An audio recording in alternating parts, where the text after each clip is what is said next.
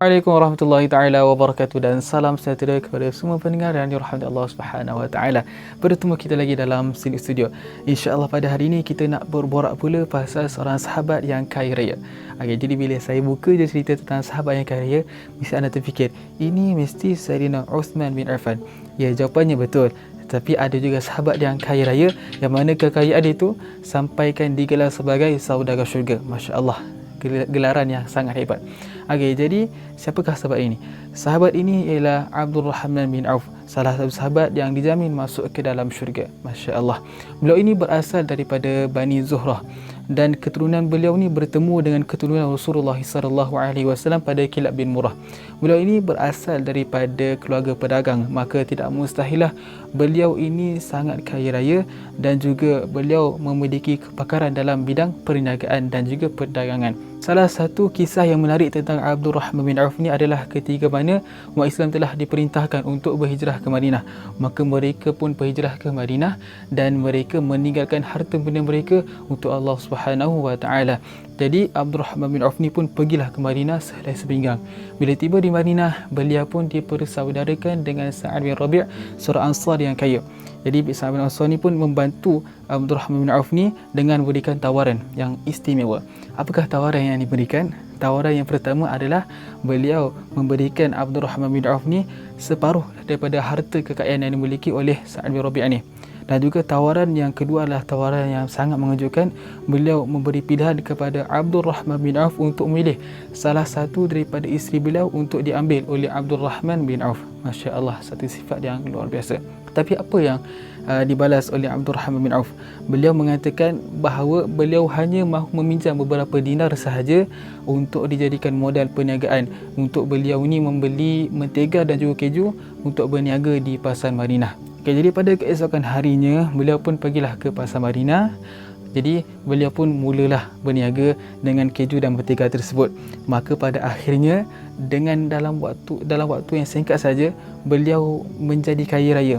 Dan juga kekayaan yang dimiliki oleh beliau ni sampaikan boleh melebihi monopoli oleh orang Yahudi pada ketika itu. Masya Allah, salah satu orang kata apa, kehebatan Abdul Rahman bin Auf ni dalam bidang perniagaan. Okey, jadi setelah itu beliau pun menikahlah dengan wanita Madinah dengan maharnya seberat biji tamar. Masya Allah, kesabaran yang dimiliki oleh beliau Allah SWT balas. Seterusnya sumbangan Abdul Rahman bin Auf kepada Islam, sumbangan beliau sangat besar. Kita ambil contoh ketika perang Tabuk. Ketika perang Tabuk, beliau memberikan sebanyak 200 tahid lemas, 500 ekor kuda dan juga 1,500 ekor unta tunggangan. Dan juga beliau ni selalu memberikan sumbangan kepada Bani Zuhrah sebanyak 40,000 dinar. Dan juga beliau juga suka memberikan bantuan kepada isteri Rasulullah SAW, kepada fakir miskin dan juga kepada anak yatim. Dan juga kalau kita tengok kepada Abdul Rahman bin Auf ni, dia punya kekayaan dia, kalau kita kumpulkan dalam satu masa boleh mencecah sebanyak 8,000 dinar.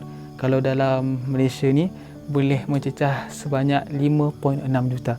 Kalau kita tengok juga Abdul Rahman bin Auf ni, kekayaan dia sangat kaya raya, sehingga beliau pernah mewasiatkan untuk memberikan sebanyak 400 dinar kepada orang yang telah menyertai perang Badar yang masih hidup. Masya Allah, ini adalah salah satu contoh luar biasa daripada sifat Abdul Rahman bin Auf kepada Islam.